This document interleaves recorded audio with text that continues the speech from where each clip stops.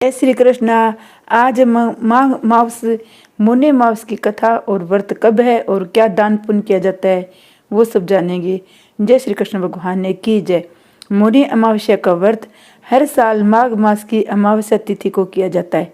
इस वर्ष मुनि अमावस्या तिथि गुण शास्त्रों में इस अमावस्या का बड़ा महत्व बताया गया है।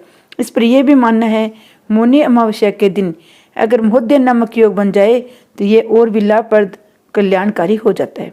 ये व्रत करने से पितर संतुष्ट प्रसन्न होते हैं, घर में सुख समृद्धि संतान की वृद्धि होती है। तुम जानते हैं मौनी अमावस्या की कथा और महत्व, व्रत विधि व पूजा विधि। मौनी अमावस्या की व्रत विधि। मौनी अमावस्या अपने नाम के अनुसार मौन और साधना का व्रत है।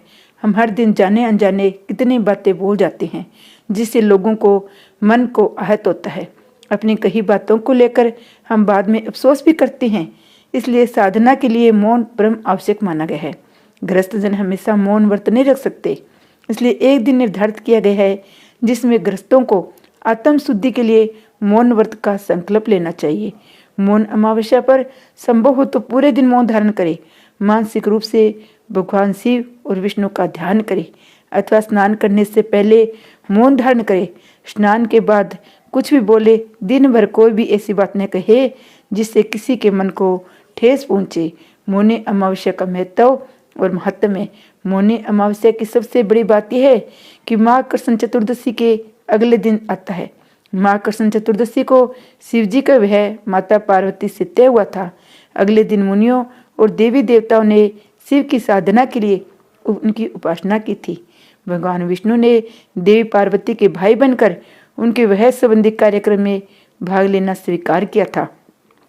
इनसे सबसे अलग मौनी अमावस्या की कथा यह भी है कि सागर मथन के समय जब असुर अमृत कलश लेकर भाग रहे थे तब इसी दिन अमृत की बूंदें छलककर प्रयाग सहित कई स्थानों पर गिरा था। इसलिए मौनी अमावस्या पर प्रयाग सहित अन्य तीर्थों में स्नान करके दान पुण्य करने से कई गुना लाभ मिलता है। और अब की बार तो मौनी अमावस्या पे कुंभ स्नान है, तो कुंभ अमावस्या के स्नान करने से बहुत ही फलदायक होता है। मौनी अमावस्या के व्रत के लाभ। माघ मास तिल में उन्नी वस्त्र घी का दान बहुत ही पुण्यदायी होता है। इसलिए मौनी अमावस्या पर इन वस्तुओं का दान जरूर करना चाहिए। ये जरूरी नहीं कि आप बहुत दान करें, लेकिन अपनी श्रद्धा और क्षमता के अनुसार थोड़ा दान भी आप कर सकते हैं। इससे भगवान शिव की कृपा प्राप्त होती है। व्यक्ति मृत्यु के पश्चात उत्तम लोक में स्थान पाता है। व्यक्ति मुनि पद को प्राप्त करता है। मानना है मौनी अमावस्या के दिन मनुष्यों को धरती पर लाने वाले प्रथम मनुष्य मनु ऋषि का जन्म हुआ था।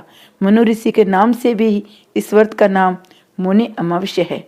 मौनी अमावस्या की व्रत कथा सुनेंगे।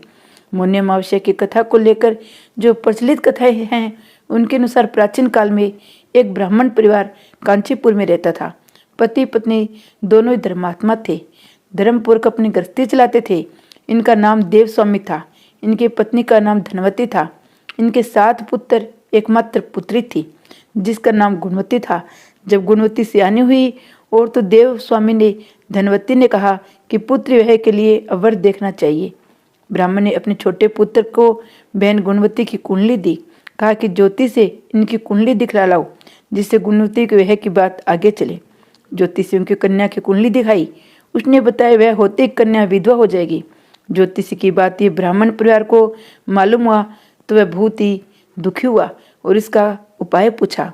ज्योतिषी ने बताया कि ब्राह्मण सियर द्वीप में एक पतिव्रता महिला रहती है जिसका नाम सोमाधोबन है। यदि कन्या आपके घर आकर उनको आशीर्वाद दे तो कन्या का शादी से पहले सोमा आपके घर आकर पूजन करे और अपना आशीर्वाद दे तो ये दोष दूर हो जाएगा। ब्राह्मण ने अपने पुत्री गुणवती को सबसे छोटे पुत्र के साथ सिंहल द्वीप भेजा। दोनों भाई बहन सागर के किनारे पहुंचकर उसे पार करने के बारे में विचार करने लगे।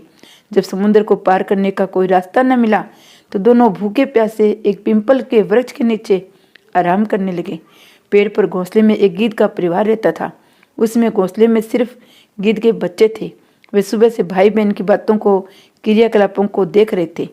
शाम के समय जब गीद की माता बच्चों के लिए भोजन लेकर घोंसले में आई तो बच्चों ने पेड़ के नीचे लेटे भाई बहन की कहानी माता को बताई। उनकी बातें सुनकर गीद की माता को दोनों भाई बहनों पर दया आई और बच्चों के कहने से उसने कहा कि तुम लोग चिंता मत करो, मैं आपको सागर पार करवा दूंगी।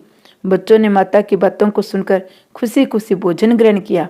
गीत की माता बच्चों को भोजन करवाकर दोनों भाई बहनों के पास आई। बोली, मैंने आपकी समस्याओं को जान लिया है, आप चिंता मत कीजिए, आपकी समस्या का निदान मैं कर दूंगी। मैं आपको सोमा धोबन के पास पहुंचा दूंगी। गीत की बातों को सुनकर दोनों बहन भाइयों को मन आनंदित हो गया और दोनों मौजूद कंद फूल खाकर रात काट ली। सुबह होते ही गीत ने दोनों बहन भाइयों को समुद्र पार करवा दिया। सिंहलदीप में सोना धोबन के घर पास पहुंचा दिया। गुणवती सोना धोबन के घर के पास छुपकर रहने लगी। हर दिन सुबह होने से पहले गुणवती सोना धोबन के घर को लीप लिया करती थी और सोना में अपनी बहुओं से पूछा कि प्रतिदिन सुबह हमारा घर कौन लिपता है। बहुओं ने प्रशंसा के लोभ से कहा, हमारे अलावा यह काम कौन करेगा। लेकिन सोमा को बहुओं की बातों पर भरोसा नहीं हुआ। वह ये जानने की पूरी रात जागती रही कि कौन है जो हर दिन सूर्योदय से पहले घर को लीप जाता है। सोमा ने देखा एक कन्या उसके आंगन में आई और आंगन लीपने लगी। सोमा गुणवती के पास आई और उसे पूछने लगी, तुम कौन हो, क्यों हर सुबह मेरे आंगन को लीप कर चली जाती हो। गुणवती ने तब अपना सारा हाल सोमा से कह डाला। गुणवती की बातों को सुनकर सोमा ने कहा, तुम्हारे सुहाग के लिए मैं तुम्हारे साथ चलूंगी और तुम्हें आशीर्वाद दूंगी। सोमा ने ब्राह्मण के घर आकर पूजा किया, लेकिन विधि का विधान कौन टाल सकता है। गुणवती का ब्याह होते ही उसके पति की मृत्यु हो गई। तब सोमा ने अपने सभी पुण्य गुणवती को दान कर दिया। सोमा के पुण्य से गुणवती का पति जीवित हो गया, लेकिन पुण्य की कमी से सोमा के पति और बेटे की मृत्यु हो गई। लेकिन सोमा ने अपना घर छोड़ने से पहले बहुओं से कह दिया था, मेरे लौटने से पहले अगर मेरे पति या मेरे बेटों को कुछ हो जाता है तो उनके शरीर को संभाल कर रखना। बहुओं ने सास की आज्ञा को मानकर सभी के शरीर को संभाल कर रखा। उधर सोमा ने सिंहलदीप लौटते हुए रास्ते में पिंपल के वृक्ष की छाया में विष्णु जी की पूजा की। 108 बार पिंपल की परिक्रमा की। इसके पुण्य के प्रभाव से सोमा के घर लौटते ही उसके पति और बेटे जीवित हो गए। मौनी अमावस्या की कथा सुनने से घर में सुख समृद्धि आती है। पिंपल की पूजा अवश्य करे, पितरों को पानी दे, अपने श्रद्धा अनुसार खाने पीने का कुछ दान करे, गौओं को घास दे, गुड़ दे, जो भी आपकी श्रद्धा अनुसार हो आप दान पुण्य करें। इस साल अमावस्या 29 जनवरी बुधवार को है। स्नान दान करने से पुण्य की प्राप्ति होती है, विष्णु भगवान की कृपा बनी रहती है, घर में सुख समृद्धि आती है। जय विष्णु भगवान की जय हो।